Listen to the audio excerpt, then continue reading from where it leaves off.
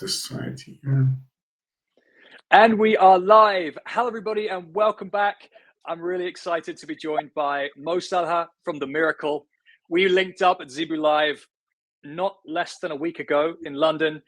We had such a good time on stage. We thought we'd bring the stage show to the podcast. So, Mo, thank you so much for joining. Thank you so much for agreeing to be here. How are you doing today, my friend? I'm great. Thank you so much, Anthony, for this possibility. You're very quick, I have to say.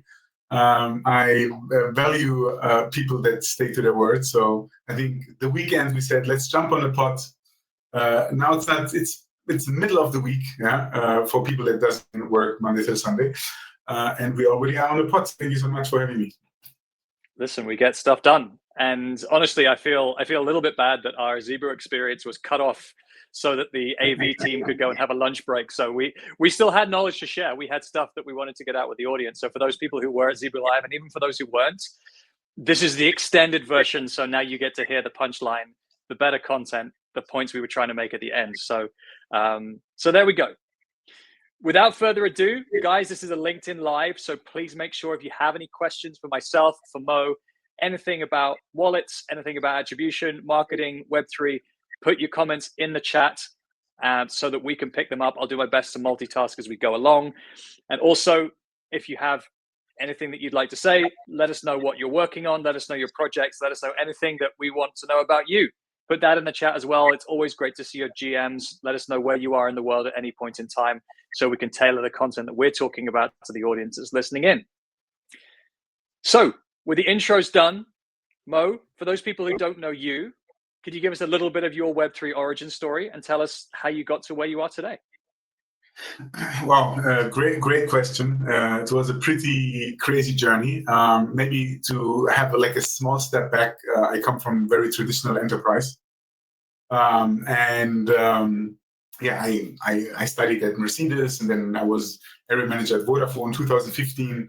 I was a little bit fed up with the enterprise world.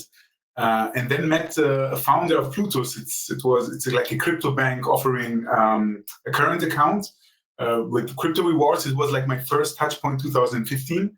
Then while COVID, like most of the people I heard in my circle, I went full in. So technical analysis, community, NFT, the full journey. And it was proper 8 hours a day without knowing, okay, will this pay off or not? But I really had fun.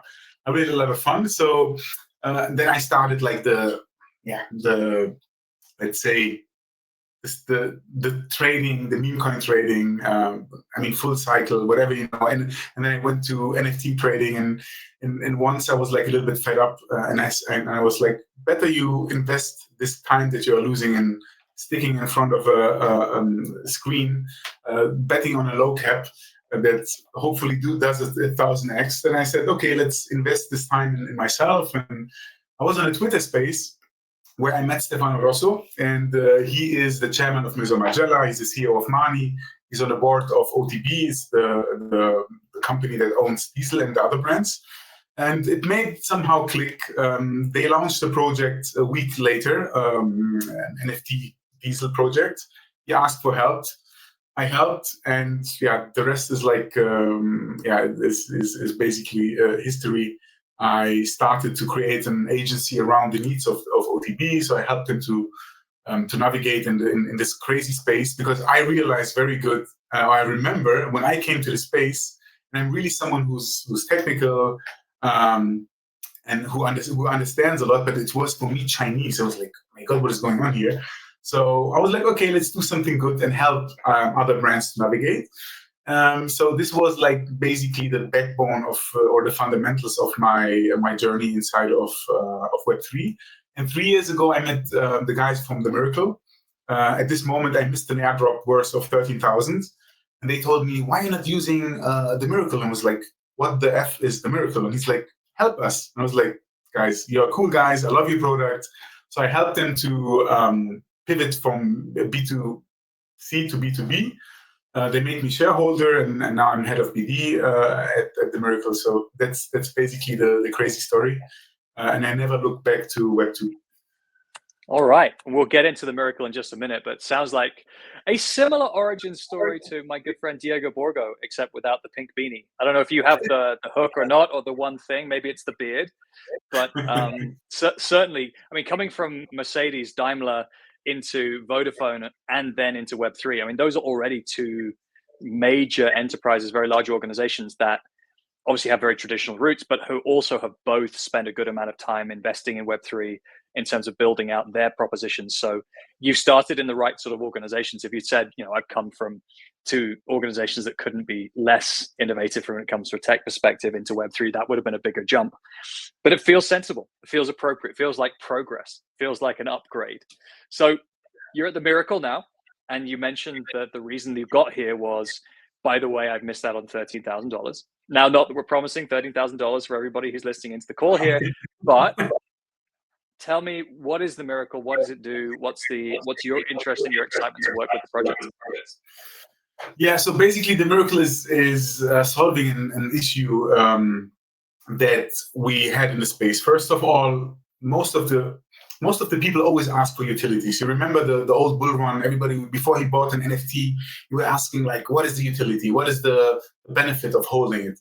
But we found out that 75% of the people don't even claim it because they don't know about it. They're not all the day inside of Discord. They're not all the day inside of the Telegram, the normal people that have a life. So let's say it like this. So years ago, we created basically a language model before ChatGPT was in that aggregate all of this data just to help the user. Today, we can say that we are an AI-powered rewards and user acquisition infrastructure that build directly inside of wallets, because we just saw there's like a big gap in how to reach also the right people. So we turn like wallet data into actions.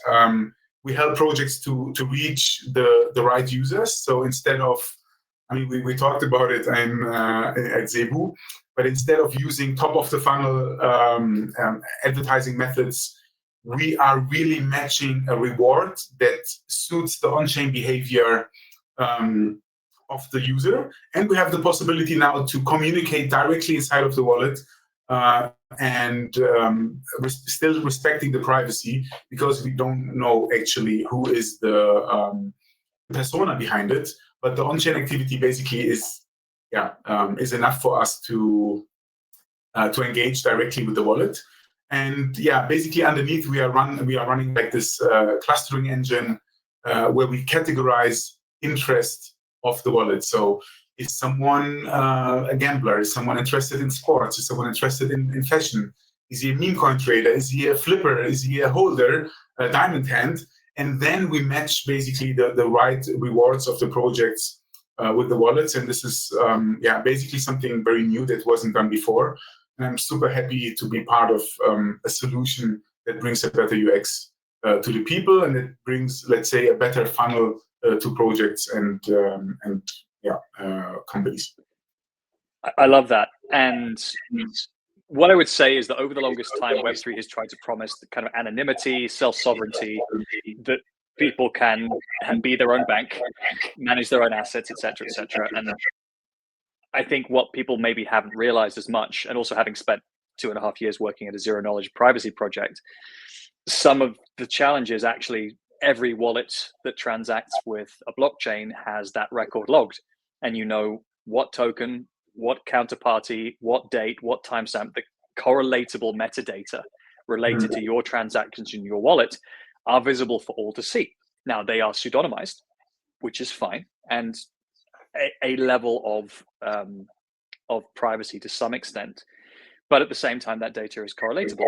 And what you're saying is actually, you know, stay private, stay pseudonymous. But what we'd like to be able to do is aggregate some of those transactions and build a picture around the person that can create maybe a richer audience profile than a social media profile, or can be paired with a social media profile. We'll get into that in a minute. That talk about your actual intents, your actual holding, has some of your actual financial data. Right? Let's not just talk about, you know, which NFTs have I bought for $2 ago, or which airdrops have I claimed. Also, you know, how much ETH am I holding? How much Bitcoin am I holding? Depending on which wallets you get to pass, I guess. So talk to me, let's go a level deeper. on the value of Web3 wallets to people who are trying to reach out to particular audiences. And I'm not even saying Web3, right? If we're talking about the 100,000 angry DJs on Twitter, that's not a meaningful segment size for most large organizations. That's niche. Okay, if you're a crypto project wanting to reach out to crypto people, similar story. But where are we going? What's the direction of travel with Web3 wallets? So if I analyze the behavior of Gen Z and Gen X, I'm very confident that the digital wallets will replace banks, the traditional banks like we know them, completely. So if you just compare, I mean, there were like two questions, right? So let's start with the first one. So I believe, I'm a strong believer that you should be rewarded for your, let's say, persona and for your actions on chain. What is basically the on-chain activity, and that's also something I would love to. Your actions are valuable, right? Whether nobody deserves anything, but I mean, if you're a brand or an organization or a project trying to reach out, you can say that person's actions are valuable to me. If that person does 3 things for me, I'll reward them for it. Or if that person is interested in what I do, I will reward them for their action that they take towards me. Nobody has a divine right to rewards. I mean, we don't want people to get an overly inflated sense of self, or worse, get an overly inflated sense of the value of their own data. But I take your point.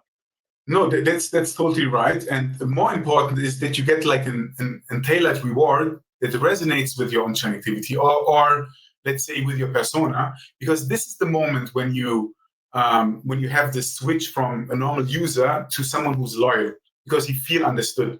So, and most of the platforms, or even wallets, I mean, I see the need of an infrastructure layer like ours. They don't really know their users. Most of the platform don't know their users outside of the ecosystem. And with this insight that we suddenly, I mean, I think it was a dream of normal marketers in Web2. Just imagine you can look into the bank accounts of people and see the spending power of each one of them. And then you will Visa and MasterCard made entire consulting businesses off that particular picture, or that particular story. That having been said, they only see the proportion of which is accessible to them, or as maybe credit card transactions in that moment, because traditional bank details reside with the bank, not with the processor to some extent. But indeed, this transactional data and value data, almost the most valuable category. Yeah, definitely. Because at the end of the day, you will also have not just a personalized reward, you will also have like personalized engagement. I mean, and it's a great way to, let's say, communicate directly with those people without really knowing who they are in real life. And do we really need to know it? I mean, I understand that all data is important, but I have the feeling that yeah, sorry, can you repeat the second question before I drive away? Yeah, that's okay. And so at what point do marketeers start engaging with these wallets, right? So what it's already interesting that you've said a number of the wallet providers probably don't do segmentation data, don't necessarily look at what does their audience look like, maybe don't care, because ultimately, as long as they're getting transactions, maybe there's not much that they can do as a wallet provider to actually grow those transactions, because ultimately they're just a wallet. They don't have a product other than the wallet. They don't have a brand. Maybe you start seeing more partners emerging now, which is slightly different. But traditionally, people would have just been like, hey, look, we just want people to use this and make transactions. That's enough for us. They have one huge upside because it's all about distribution, right? And then you have wallets like MetaMask with, I think they have 200 million wallets or 35 monthly active users. So they have actually a huge distribution funnel. And what they did before, it was like boring, transactional, or okay, you log in and that's everything. But basically, this is the spot where you can connect with the people, because this is the first, let's say, activity what you do. If you want to log in somewhere to check your NFTs or your tradings or buy something with your wallet, you will log in. So it was just natural for us, and we see it also from as a feedback from many brands, that they come to us and say, let's say, okay, let's take the fashion, for example, fashion. That they come and say, okay, we would like to offer to people that spend a lot on digital variables, we would like to offer them something that usually just our VIC clients would get in Web2. So I think many brands understand the power of blockchain. They had a lot of data, but they had issues to somehow categorize it and to use it to their advantage. And I think this wallets are, I mean, and just take a look at Trust Wallet. Just take a look how MetaMask is changing now slowly, or at Phantom. I mean, they are sometimes offering more things than a traditional bank right now, and everything is tokenized and traceable. So I really see a huge upside in that segment. For sure, it's obvious to start seeing. It's not just about how many tokens can we aggregate in the wallet where you can buy the tokens anymore. Like you said, you're starting to notice notifications. You're starting to notice banner ads.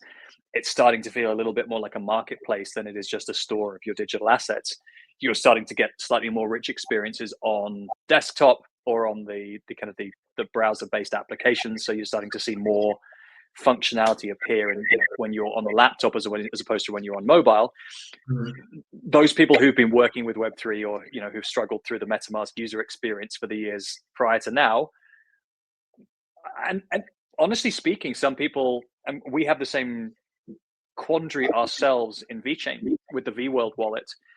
How much do we want to leave the users alone versus give them small nudges towards things we think are valuable to them? Right? Because if you start pestering people, they'll be like, okay, switch it off. I don't want this. I opt out. I'm out. I just want this to be blank. You want to maintain the ability to be useful and for people to value what you create without becoming a nuisance and becoming, shilly and marketing-y, because ultimately that's what a lot of people in Web3 are trying to get away from. People in, in the US who are used to using other apps and, who have to click 16 banner ads before they get to the main content on their news site. In certain parts of the world, people have a higher tolerance for that sort of marketing engagement. I mean, hell, you go to the States and there's 16 televisions at all time trying to sell you something. It's stressful, man. I hate it. It's a real challenge for me. In Web3, we've tried to kind of get away from that. So how do you strike the balance between providing, meaningful experiences to people who feel like they want the value versus being a nuisance? Yeah, I think we need to get away from this traditional advertisement because it's very generic. It's like very broad. It's I will not. I mean, if I get a newsletter or from I don't know a bank or even from Forbes, Forbes is pushing a lot. It really feels like a franchise, where it is. Meanwhile, they always try or send you some products that they want to sell, but it doesn't really suit my let's say my in real life behavior, and or worse, you just skim past it, saying, "Look, this is not the moment for me. I don't want this here. I'll just scroll past the banner. I don't care what's there, unless it's something really bombastic." And then I look at it, it's like, "Oh, that's still no." You're just going to go past it, right? You're blind to that stuff now. And I really think that blockchain is just changing it, because they have access to my on-chain data if they do it right or if they work with us. So I know I will get tailored rewards that resonate with my real life. Yeah? And this is also when it made click with us, when we realized that if we match a reward that resonates with the on-chain activity of a user, when we use this as a claim, the engagement is like 100x higher than just tell people, I don't know, tell them they get $5 on an e-commerce website. So I have the feeling the next wave of Web3 will not be trading.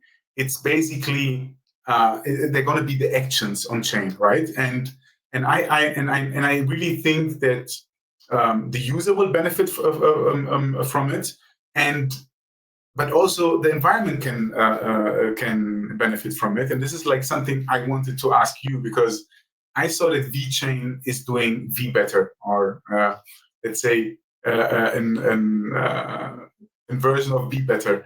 And I'm always someone who loves if you incentivize people to do something good, something that is missing. I was always asking myself why we don't have more influencers, for example, that go out and just show it's cool to help homeless people or to clean the beach or I don't know, to use reusable stuff. And when I saw what you guys do at Be Better, this is, in my opinion, the perfect example of incentivize people to do something good. Probably it is something that they anyway would like to do, otherwise they wouldn't do it, and they will get something for it. If it's fine for you, I would love to ask you this question, or maybe we can talk a little bit about Be Better, because I love this approach so much. Because I really see there's a huge future in a platform like this. Well, Mo, thank you for asking me questions on my own show. I appreciate it. I'll allow it because I think actually this is tangentially relevant to the topic we were talking about before, right? Which is what's in the wallet. How do we identify the value? You were talking about, what's the value of an individual to a company or an organization? I think the world of tokenization, as we've seen it so far, has focused necessarily on the low-hanging fruit of let's tokenize the financial assets that we know exist, stocks, shares, cash, bonds, real estate to some extent, that people can then fractionalize and own, because that'll firstly create 24/7 markets. Secondly, it'll bring new capital into categories that are underinvested in, and it'll allow us to put those digital assets and investment products in apps that traditionally haven't been crypto apps. Right? We can create tokenized assets and put them wherever we want, as long as we've got the right integrations. Mm-hmm. That's the way we've got to so far. The exciting thing for me around the digital assets, wallets, and value is how do we recognize the value of people's actions? As we were saying before, if you help to clean up, if you help to keep the neighborhood tidy, if you help to recycle, if you help to do certain missions on behalf of a brand or a company, whether that's related to user-generated content or whether that's related to their mission of creating more sustainable journeys or using public transport or whatever the purpose or the impact could be, cleaning up in the stadium before you leave, right? Leaving public places tidy after you do something, right? There's a whole bunch of different reasons which organizations want to catalyze their community behind. Every individual human action can be valued. Every one of those actions can then be verified and tokenized such that there's a public record that doesn't exist on a single cloud. It exists on a universal cloud. We call it a blockchain, but there is a universal source of data for how many million actions that you as an organization curate. And depending on how you benefit or how you invest behind that impact, you can reward people. And that's the same exact concept behind Be Better. Do one thing or do a small number of things every day that help do better for you, for your community, or for the planet. We've essentially created a marketplace for those actions, because the market cap of Be Better and the Better token is the market cap, is the combined value of 5 million users' daily actions. That's how crypto economics work, right? That's how markets in general work. We've created a digital market for human actions, focus on sustainability and doing better. There's a token behind that, and we're starting to work with commercial partners and brands and applications who are saying, well, I've got this particular goal. I will benefit commercially this amount, therefore I'll put this much behind making that happen. Or I want to invest this amount of money, and therefore I will reward the individuals who contribute to that. That's helping them to grow top of funnel. So, not just the 5 million customers in the Be Better ecosystem, but others worldwide who now know that they can get rewarded for doing something every day. It helps with their commercial goals, drives traffic to the wallet or drives traffic to their application. Simple concept. You can verify the actions, so the integration is very simple. It's one of the most interesting impact / customer engagement / marketing tools that I've ever seen. And it's the easiest thing I've ever had to explain to people in terms of why is this valuable, why is this useful. It can only really be done with Web3 because the ledger, the tokens, the marketplace, the treasury, the verification. Yes, AI is involved in there too. So yes, we're also an AI company, as is everybody. You're bringing multiple technologies together to have impact.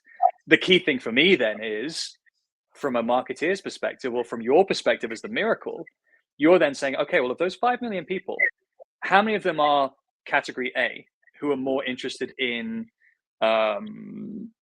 recycling and planet focused activities. How many people are more interested in move to earn, sports, transport related activities? How many people are just here for the crypto, right? And you know, how many people are coffee lovers, right? One of the kind of most popular apps on Be Better is Mugshot. Mugshot, I get a small amount of crypto every time I use a reusable coffee mug.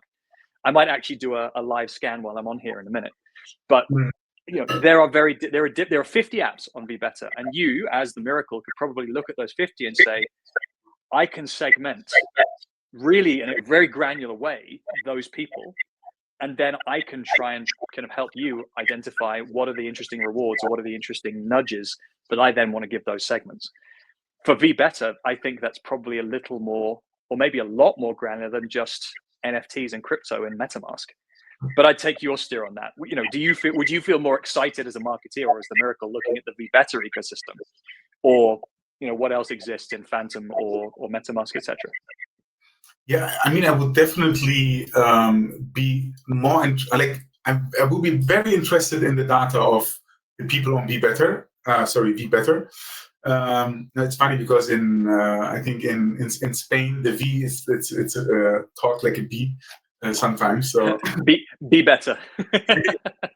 So and I mean it's like super interesting for me because suddenly you have people on chain where you can see what are they doing in real life, like literally outside of this ecosystem of trading and speculating and playing. Yeah, and I think it's a huge marketing flywheel as well, because if you think about how attribution evolved, right? It was people were counting, okay, how many wallets are on our website or on our platform, and it really goes into understanding the people, right? And how can you understand people better, in my opinion, than if you see the actions? I mean, I get it. Some people will do it for the environment. Some people will do it for speculation.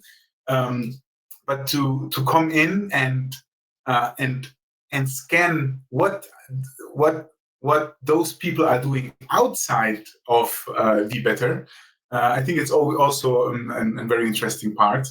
And I always took the following as an example why I think blockchain is an amazing tool, and that probably most of the big brands will adapt in the next 5 years. Just imagine now as a fan, okay? You are going, I don't know, you love techno, you go now 10 times to go to your favorite DJ.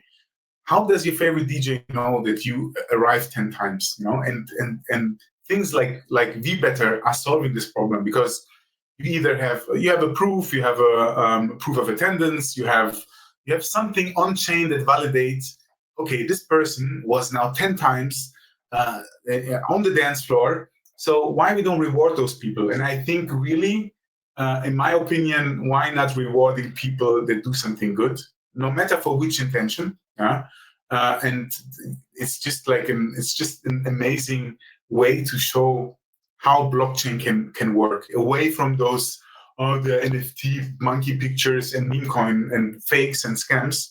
This is unfortunately a narrative that it was pushed a lot. Thanks to we didn't help ourselves that we branded the technology as also a category of use, right? Yeah. So NFT became synonymous with digital art. Digital art exactly. Is a category. The fact that you've tokenized it is neither here nor there, right? But unfortunately now, any use of a non-fungible token to create a digital representation of something, digital or physical, on a blockchain, now suddenly evokes monkey pictures, which is uniquely unhelpful, right? And so then we pivoted to tokenization, or we started with tokenization. That was too complicated. We ended up in NFTs. That became sullied. And now we're kind of in RWA, real world assets, which is no more helpful because that suggests that some assets are not from the real world, or that, you know, that some things in the real world are, everything in the real world is an asset, right? Let's walk through the example, right? So I'm going to create a real world asset. So I'm going to take my mobile device. I'm going to go to Mugshot, right? Mugshot is an app on Be Better. Everybody there, just go type in Mugshot in Google. And what I'm going to do is I'm going to get rewarded for not using a disposable coffee mug.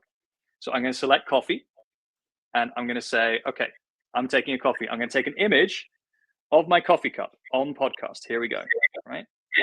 And then let me take another one because that wasn't a very good photo. I'm going to take a picture of my coffee. There we go. All right. I'm going to use that photo. And now the AI in the background is going to identify, is this a coffee cup?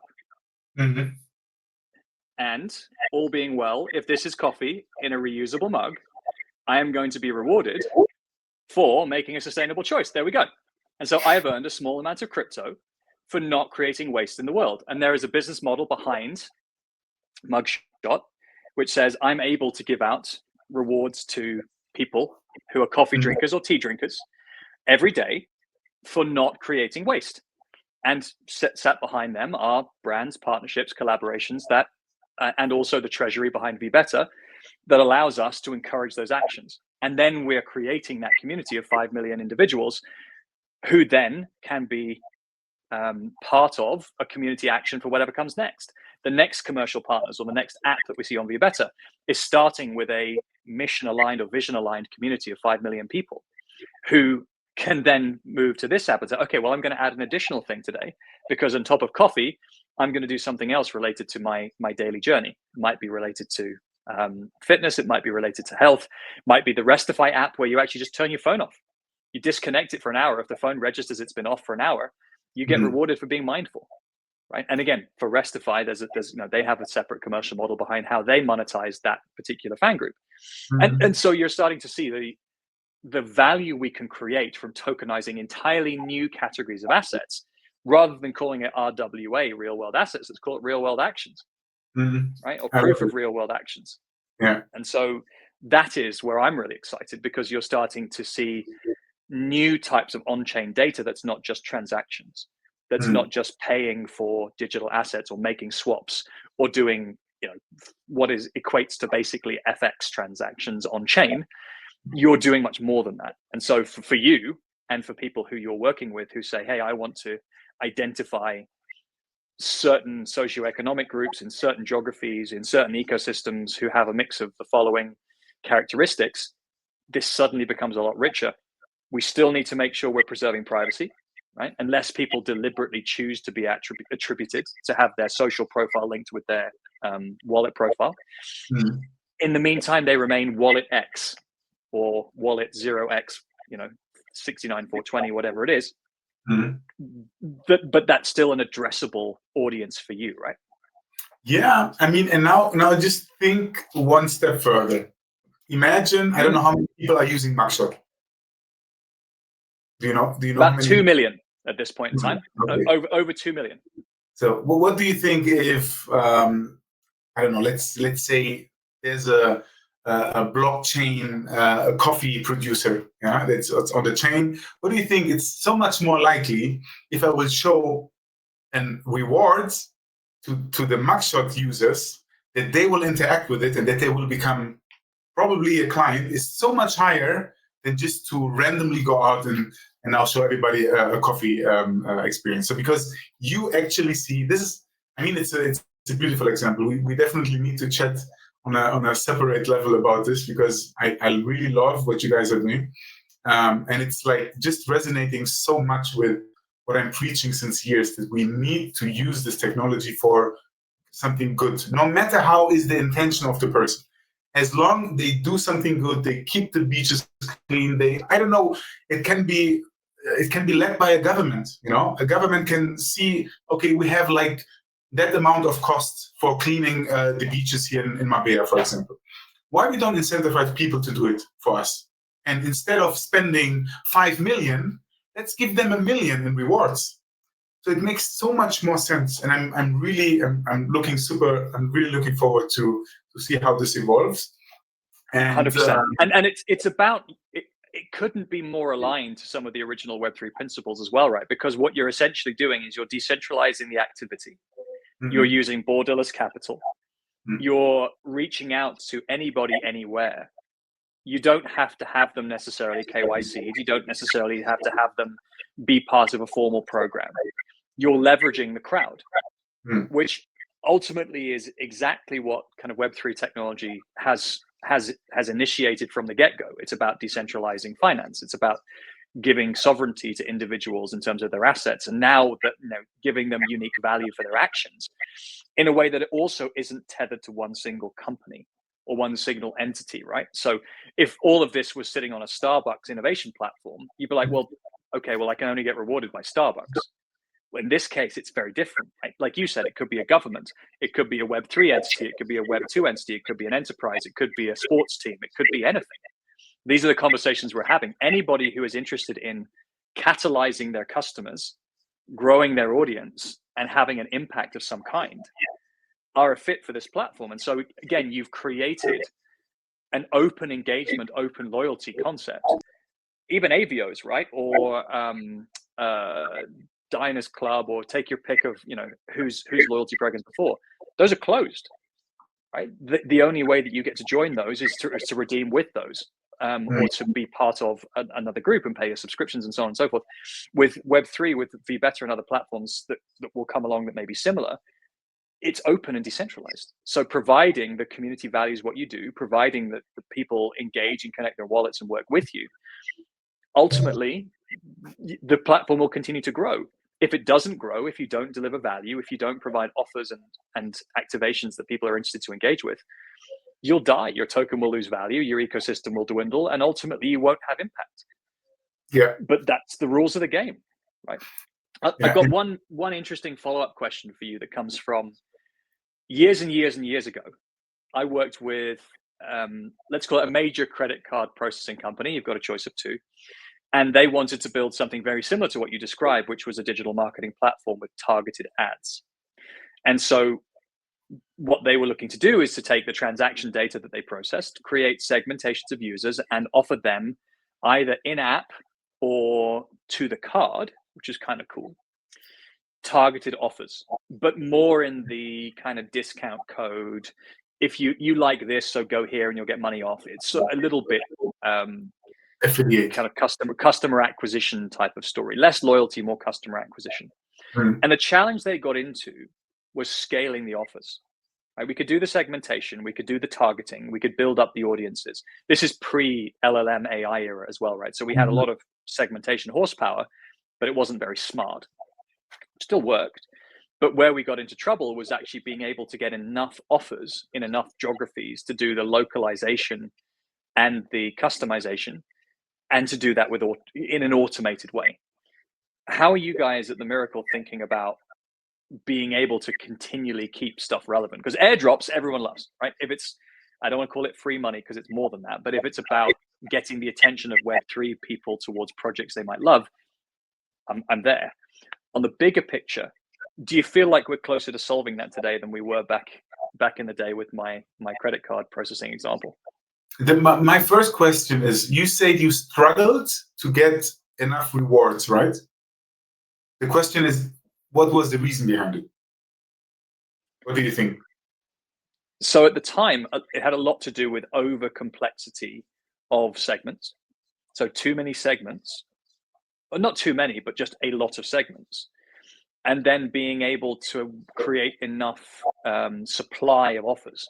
So having enough merchants or having enough other businesses that were prepared to use the platform for customer acquisition. So you had, a segment of, maybe 12 or 15 segments in multiple different geographies and jurisdictions where you wanted to target them with something that was timely and relevant. When you start creating the grid of how many offers you then need, and for that to be sufficiently relevant, because I think we also remember the voucher or the various other, I can't remember what was the OG voucher code website that everybody used back in the day, but it got stale because essentially you were just being provided the same offer every day, and if you didn't like it, I was like, okay, cool, I'm done, I'm not coming back anymore because this is just not stuff I want. That to me feels a little bit like the challenge that we still have to do. We can be more granular with wallets, we can be more specific on segmentation because we see value, but we've still got to make sure what we're offering is relevant. Yeah, and I think this is probably our biggest edge at the Miracle, because at your time as a credit card provider or infrastructure, you actually saw what the people were spending, right? Yeah, and the rewards were resonating with the spending, or it was, as it was hard to get rewards, probably it was not very tailored, right? Honestly, I think part of the challenge was they didn't allocate enough of a sales force to sell in the merchant offers platform, so they didn't get it. They had many more segments to fill and not enough supply to be able to offer. Also, there wasn't enough automation behind the sales and the offer process, so you didn't have kind of the automatic ability to create targeted offers within certain parameters and thresholds. Today, with AI or some, let's call it robotic process automation, you could do that much faster, much easier, but you'd still need to have probably 1,000 merchants sign up to be relevant to 12 segments. Yeah, that's for sure. I always love to say that wallets, or your wallet, if you try to use just one wallet and not 100, it can become an interoperable loyalty program. Yeah, because if, for example, the digital product passport is coming out, right? It's mandatory in Europe. I think from 2027 they're going to start with batteries, and then they go to garments and co. Just imagine, as a brand, seeing, as a luxury brand, Maison Margiela sees now, oh, this person bought 3 jackets from Louis for 8K. So I'm just gonna unlock his wallet for and reward it at our website. So suddenly you have the possibility of cross-marketing with your competitor that was never possible before. I think people are realizing now that their on-chain activity is getting more and more important. Besides of this whole, I don't want to talk bad about this mindshare approach, but what does Kaito and Co brings to us, besides in 2 weeks we're going to see the same stuff on our timeline, then it disappears, and okay, amazing for hype, but did you really create a meaningful connection to those people? Probably not. I mean, we run now, we're now probably live 2 months, 8 weeks. We run more than 70 campaigns, probably more. And we just see how amazing the results are, how amazing the click-through rate is, how great the conversion from someone who claimed something is to someone who actually spend money. This is why I'm very confident and positive that all of those big brands will tap into this wallet distribution, to let companies like us, or also like you guys, find the right clients to their product. Yeah, and I really have the feeling that, I mean, Google will pivot for sure. They're gonna create a wallet behind. I don't even know if they already did it, or it is a plan. But probably each Gmail will have their own wallet. Now we do it with Privy or Privy. Yeah, there you have the possibility to log in with Privy, with your Google or X or whatever. But there is definitely need there, because you see a company like Stripe that bought Privy exactly for those reasons, for data and for nothing else. This is why I definitely see it's going to be a great future for blockchain and interoperability. The idea was great 10 years ago. The execution now is significantly more meaningful. And also, it doesn't have to be in the narrow funnel of a particular retailer or a particular payment processor or an individual bank. It becomes a lot stronger when it's more open, more decentralized, more scalable. So I'm 100% in on this. And again, I get to have a front seat to this through the work we do with VBetter, with VWorld. We're not just managing crypto transactions, NFTs, and POAPs in VWorld. We're managing sustainable everyday actions, tokenized, verified, and on chain, in a wallet environment where, again, the segmentation, the ability to target, the ability to recognize and reward is there today, which is super exciting.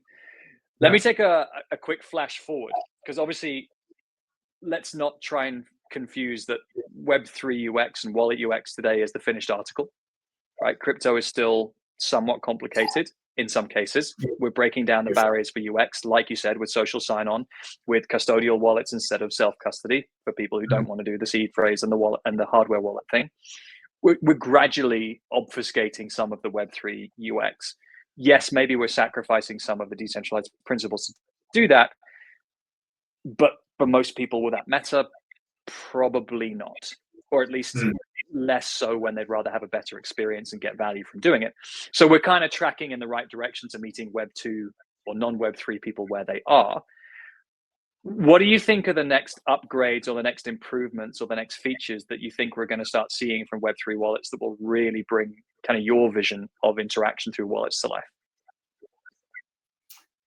Yeah, I think, I mean, we have like this digital economy right now, right? And I really have the feeling that wallets will become the super apps that, I mean, Elon Musk tried to do it on X. We have it with WeChat, right? In China, they do it in a proper way. Telegram is jumping on the train with their integrated wallet. They do also like a great job.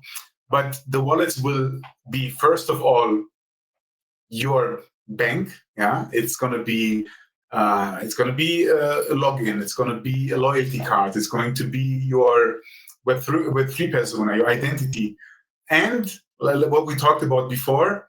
Because of all of your let's say Web3 persona or on-chain persona, you will also have a personalized feed of opportunities. Yeah. So I really have the feeling that apps going to become, or the wallets will become, the super apps of this digital economy that we have, because they have the knowledge and because they have the distribution channel. Yeah.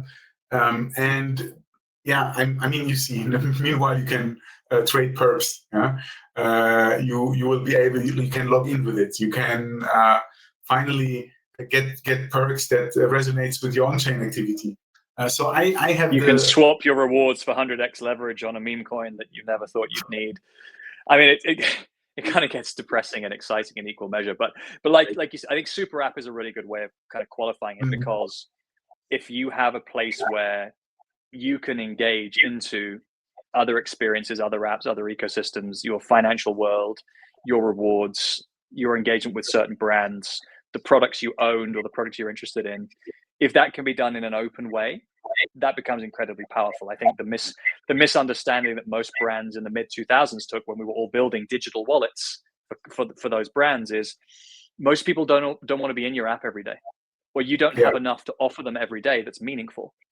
Now, the exciting part comes then is what happens when we overlay agents onto super apps, because maybe you're not going to be the one who's clicking individually the different apps or the different things. You can have an agent running in the background, aggregating actions, data, verifications, transactions, asking you for permissions, scheduling you to do certain things that may or may not be useful to you. Hey, remember to sign at this point in time because the airdrop's just come out. Or, hey, remember to do 20 squats before the end of the day because then you're going to get rewarded. That agentic UX layer, and also kind of guess background processing layer, on top of an open loyalty, rewards, and finance and identity wallets, or multiple, that talk to each other, that's equal parts exciting and scary. Yeah, it is like, I always think about wallets will turn into some kind of experience hubs. Like you can discover, you can claim, you can interact. Hopefully, we will see maybe a chat function under specific coins, so you have the community directly inside of the wallet. Because the point that you mentioned, we don't need another application, another platform where we try to get people on. And this was a very important pivot that we did. We had at the beginning app.themiracle.io, where you can just pass in your wallet, and we told you which active benefits do you have and which ones did you miss. But then we were thinking about, again, another app where we have to bring people on. Why we don't use like this first starting point, the wallet, an exchange, a marketplace, any way where most of the people are most of the day that are interested in trading and co, and use this really to add like just an extra layer. Yeah? So this is why I really think that the wallet will replace the browser as a main entry point to digital ownership. So instead of Googling, you will see maybe the right fit inside of the wallet if the wallet does their homework. And it will also bring an extra layer of trust. This is also something that we feeling very strongly, that the same campaigns on X are not that successful like the campaigns inside of MetaMask, because people have this, oh, if I'm on X now and I click on claim somewhere, is that an impersonator? Will he bring me to, I don't know, to a site where I'm going to get trained? And wallets have, especially those wallets in the top 10, they have this trust layer that people say, oh, that's MetaMask, that's Trust Wallet, that's whoever, OKX. If they show me I can claim something, I'm safe. And I really think, and it's a little bit an anecdote. How was it before with the banking? Before you went to the bank, yeah, and they told you, invest here in this asset. It's and more, I mean, I just remember my mom 5 years ago. I invested 10,000 in because my banker told me I should do. Like, Mom, why you don't ask me? Or before? when you make an e-commerce transaction online and you see the bank's portal and the link to their application to sign the transaction, you're like, well, this is some dodgy off-brand UX, but it's got my bank's logo on it, therefore I trust it. Let's go. As daft as that sounds, and as actually stupid as we are to think this is good, actually when you see the link to the wallet, or you see the notification pop up on the wallet in parallel to something else you're doing, then actually, like you said, that helps to engender trust. And let's not forget that at some point in time, those wallets become conversational. So at the moment, our interaction with a wallet is clicking or browsing or navigating or using our thumbs or our mouse pointer. At some point in time, that becomes a conversation saying, hey, wallet, I want you to do something. Or ultimately, actually, the conversation is whichever device you're on, and the wallet happens to act in the background because it knows things that you want to do. And so that's a whole new level of UX and complexity that we don't unfortunately have time to delve into, but this was already, hopefully for people listening in, whether you're interested in Web3, whether you work in Web3, whether you work for brands, large organizations, you've never touched crypto in your life. Hopefully this is an interesting exploration for you as to how do we think about the point of purchase? How do we think about loyalty? How do we think about rewards and engagement? How do we think about catalyzing a customer base and using different forms of targeted marketing to grow? This is sort of I don't want to call it the cutting edge, but it's pretty damn close to the cutting edge of digital marketing today. And if you're not following Mo, and if you're not interested in more of this stuff, you should be. So Mo, before we go, how can the guys find out more about you? How can they connect with you? How can they find out more about the Miracle? Just come to my LinkedIn page if you want to see the Miracle in action. Even if it's not completely rolled out, you can check portfolio.metamask.io. It's the official page of MetaMask, and you can see if you have any claims ready for you. And yeah, my DMs are open. I'm not just saying it for the sake of saying it. So I'm happy to answer any questions and jump on a quick call to introduce you to this world. Amazing. Mo, thank you so much for joining. Really delighted we got to have the expanded version of the Zebu Live conversation. I hope you have a brilliant rest of your week and have fun out there. Thank you so much, Anthony. Really appreciate it. Bye-bye.